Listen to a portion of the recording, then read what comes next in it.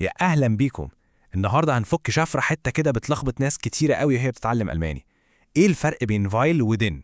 يلا بينا. طيب نيجي بقى للمشكلة اللي بتقابلنا كلنا. الكلمتين دول معناهم واحد بالظبط، لأن طيب طالما المعنى واحد، إيه الفرق وليه مرة بنستخدم دي ومرة دي؟ هو ده اللي هنعرفه دلوقتي وبطريقة بسيطة جدا. بصوا بقى، السر كله مش في المعنى خالص، لا، الموضوع أبسط من كده بكتير. السر كله في حاجة واحدة بس: مكان الفعل في الجملة. دي مفتاح اللغز كله. أول ما تعرف الفعل بيروح فين مع كل كلمة فيهم، المشكلة دي بتتحل تماما. طيب خلينا نبدأ بفايل.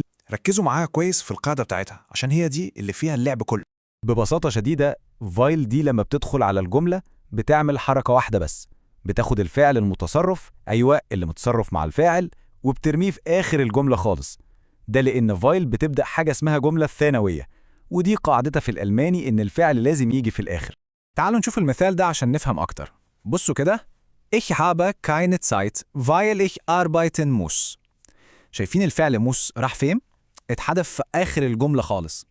أصل الجملة كان Ich muss arbeiten، لكن عشان فايل دخلت راحت واخدة الفعل ده ونقلته للآخر. بسيطة هي، صح؟ تمام، عرفنا حكاية فايل وإنها بتغير مكان الفعل.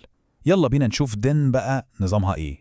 دين بقى سهلة ومريحة جدا، مش بتغير أي حاجة في ترتيب الجملة اللي بعدها، بتسيبها جملة رئيسية عادية خالص، يعني الفاعل وبعده الفعل في المركز التاني زي ما احنا متعودين. دين كل اللي بتعمله إنها بتربط جملتين رئيسيتين ببعض من غير ما تلمس ترتيب أي واحدة فيهم.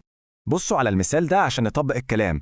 Sie geht in den Park, denn sie mag die Natur.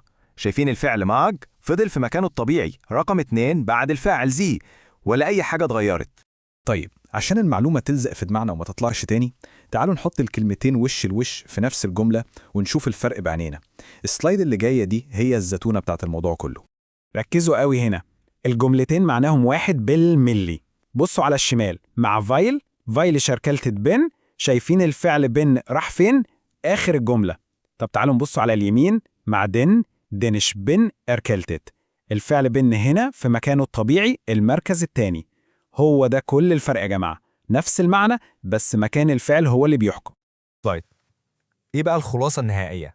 خلينا نلخص القاعدة كلها في كلمتين عشان تبقى سهلة في الحفظ. هي دي الخلاصة كلها.